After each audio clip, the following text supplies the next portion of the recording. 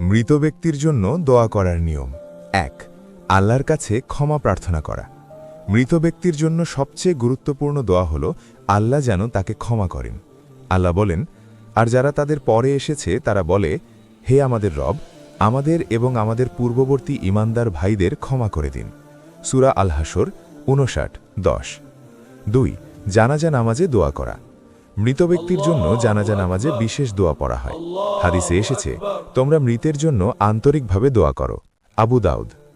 জানাজার একটি প্রসিদ্ধ দোয়া, আল্লাহুম্মাগফির লাহু ওয়ারহামহু ওয়া আফিহি ওয়াফু আনহু।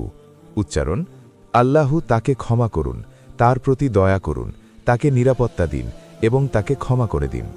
৩ কবর জিয়ারত করে মৃতদের জন্য দোয়া করা। কবর জিয়ারত করে মৃতদের জন্য দোয়া করা সুন্নাত। রাসূল সাল্লাল্লাহু আলাইহি ওয়াসাল্লাম কবর জিয়ারতে এই দোয়া পড়তেন, আসসালামু আলাইকুম আহলাদ দিয়ারি মিনাল মুমিনিনা ওয়াল মুসলিমিনা ওয়া ইন্না ইনশা আল্লাহু বিকুম লাহিকুনা নাসআলুল্লাহা লানা ওয়া লাকুমুল আফিয়া। অর্থ, হে কবরবাসী মুমিন ও মুসলিমগণ, আপনাদের উপর শান্তি বর্ষিত হোক।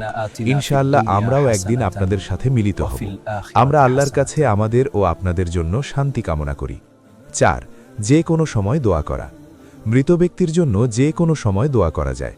হাদিসে এসেছে, মানুষ মারা গেলে তার সব আমল বন্ধ হয়ে যায়, তবে ৩টি জিনিস চলতে থাকে। ১ সাদাকায়ে জারিয়া, ২ উপকারী জ্ঞান, ৩ নেক সন্তান যে তার জন্য দোয়া করে।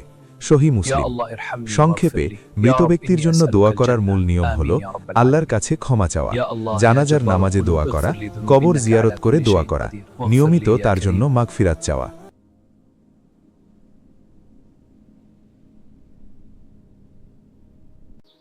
اللهم إني أسألك العفو والعافية في الدنيا والآخرة